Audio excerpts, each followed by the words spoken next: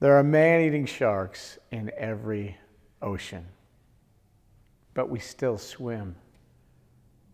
Somewhere in the world, every second, lightning strikes, but we still play in the rain. There's countless ways to get hurt on the mountain, but we still ski. There are poisonous snakes in 49 out of 50 states, but we still go looking for adventure. A car can crash, a house can crumble, but we still drive and love coming home. I think it's because deep down we know that all the bad things that can happen in life, they can't stop us from making life good. Life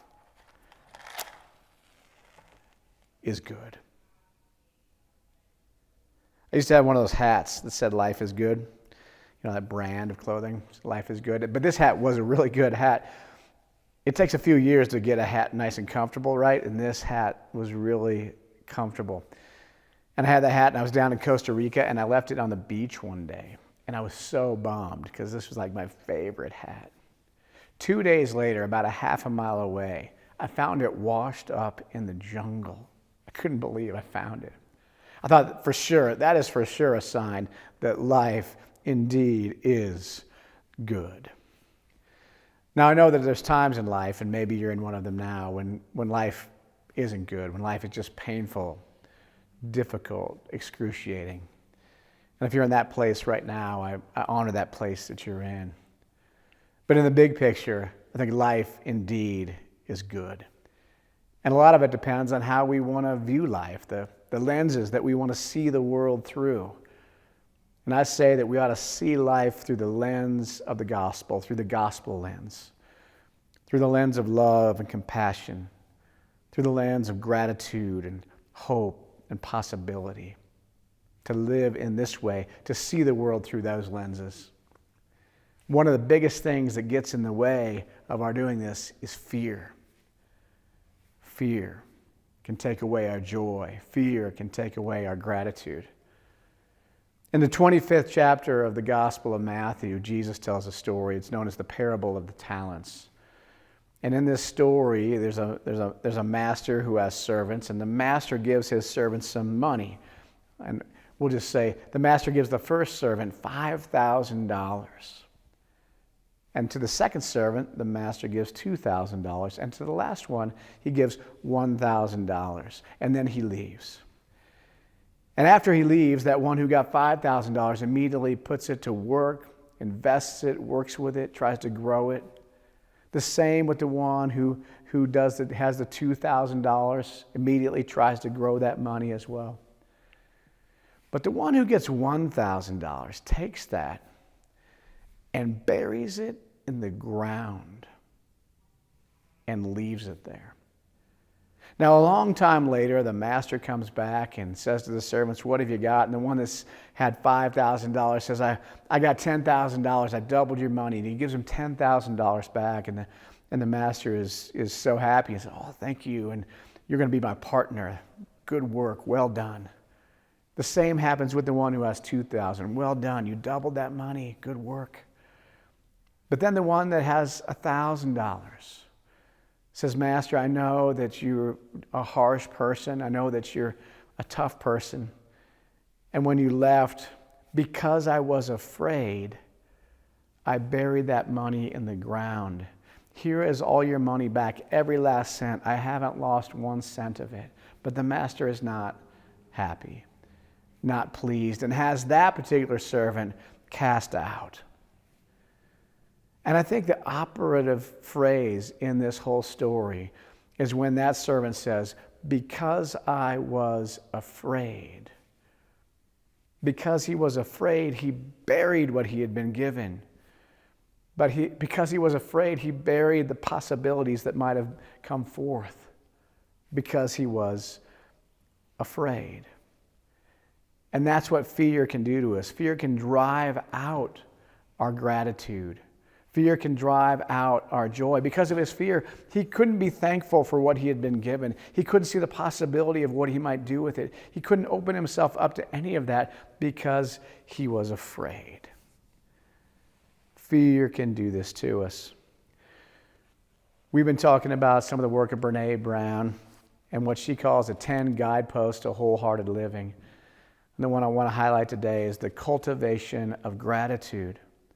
Cultivating gratitude in our lives. And the threat to cultivating gratitude in our lives is fear, is the idea of scarcity. There's not enough, and living out of our fears.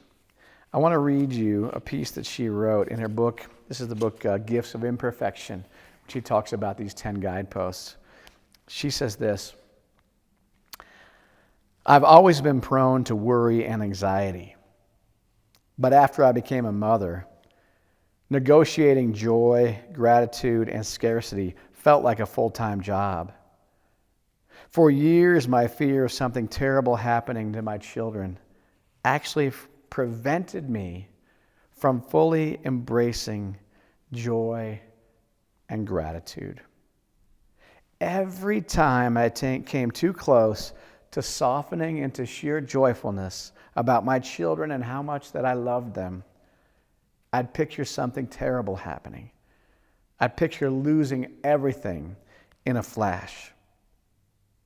At first, I thought I was crazy.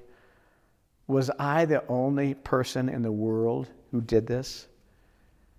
As my therapist and I started working on it, I realized that my, quote, too good to be true was totally related to fear, scarcity, and vulnerability. Knowing that these are pretty universal emotions, I gathered up the courage to talk about my experiences with a group of 500 parents who had come to one of my parenting lectures. I gave an example of standing over my daughter, watching her sleep, feeling totally engulfed in gratitude, then being ripped out of that joy and gratitude by images of something bad happening to her. You could have heard a pin drop. I thought, oh God, I'm crazy, and they're all sitting there like, she's a nut. How do we get out of here? Then all of a sudden, I heard the sound of a woman toward the back starting to cry. Not sniffle cry, but sob cry. That sound was followed by someone in the front shouting out, oh my God, why do we do that? What does it mean? The auditorium erupted into some kind of crazy parent revival. As I had suspected, I was not alone. Most of us have experienced being on the edge of joy, only to be overcome by vulnerability and thrown into fear. Until we can tolerate vulnerability and transform it into gratitude, intense feelings of love will often bring up the fear of loss. If I had to sum up what I've learned about fear and joy, this is what I would say. The dark does not destroy the light. It defines it. It's our fear of the dark that casts our joy into the shadows.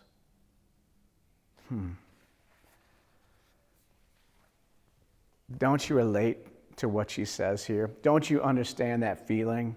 A feeling filled with joy and gratitude, but then letting fear comes and steals that away. Fear comes and steals our joy. Fear comes and pushes aside our gratitude. We fear that if we love something, or if we embrace it, or if we feel that joy, we feel that we might lose it. We feel that we don't deserve it. Maybe it's too good to be true. All those things, those are all lies. All of them are lies. Yeah, we might lose things in life. We might lose things that we love, beautiful things. But we're not any more likely to lose them if we don't allow ourselves to feel their joy. Letting that joy in, letting that gratitude in, that doesn't make us more likely to lose those things. It just allows us to be in the beauty of them in the moment.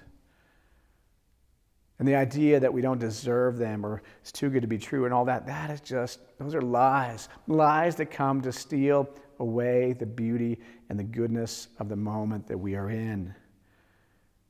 We need to learn how to be grateful people, how to allow that joy in, how to live in that place with all the vulnerability and all the uncertainty that is a part of it. We need to embrace that joy and that gratitude in our lives. Brene Brown's research, as well as the research of many, many other people, shows that people who have a practice of gratitude end up living more fulfilled, happy, and joyful lives. And I want to ask the question, do you have a gratitude practice, a regular way of letting gratitude be a part of your day in, day out? You know, when our kids were growing up, when we would have what you'd think of as bedtime prayers, we would just gather and talk about what everyone appreciated from that day. It was a beautiful practice, and we did it every night. What did you appreciate today? And we'd talk about that. But then the kids grew up and moved out and went on and all that kind of thing, and somewhere along the way, we stopped doing that practice. And this week, as I've thought about this Thanksgiving week and this work that Brene Brown does, I thought, you know what? I'm going to find a new practice. I'm going to find a new way of incorporating that gratitude into my life, speaking out loud, calling upon it, inviting the people in our household to share that each and every day. Maybe some of you have a practice, a way that you do that. Some of you pray that. Some of you might speak it aloud and share it. Some of you might journal and write those things, whatever it might be. If you have a practice like that, good work. Keep at that practice. But if you don't, I'd like to invite you to join me in finding a way to have a regular gratitude practice as a part of our lives, lifting it up, embracing it, focusing on the fact that life really is good, so blessed. You know those words that I began with, all the different ways that things could go wrong, all the bad things that can happen in life? Those aren't my words. Those are the words from an Allstate commercial, believe it or not. And in that commercial, they come in the voice of a little girl whose voice has a magic to it that my voice will never have. Let's listen to how she says that. There are man-eating sharks in every ocean, but we still swim. Every second, somewhere in the world, lightning strikes, but we still play in the rain.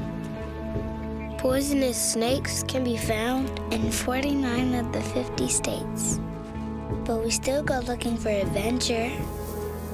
A car can crash, a house can crumble, but we still drive and love coming home. Because I think deep down we know all the bad things that can happen in life, they can't stop us from making our lives good.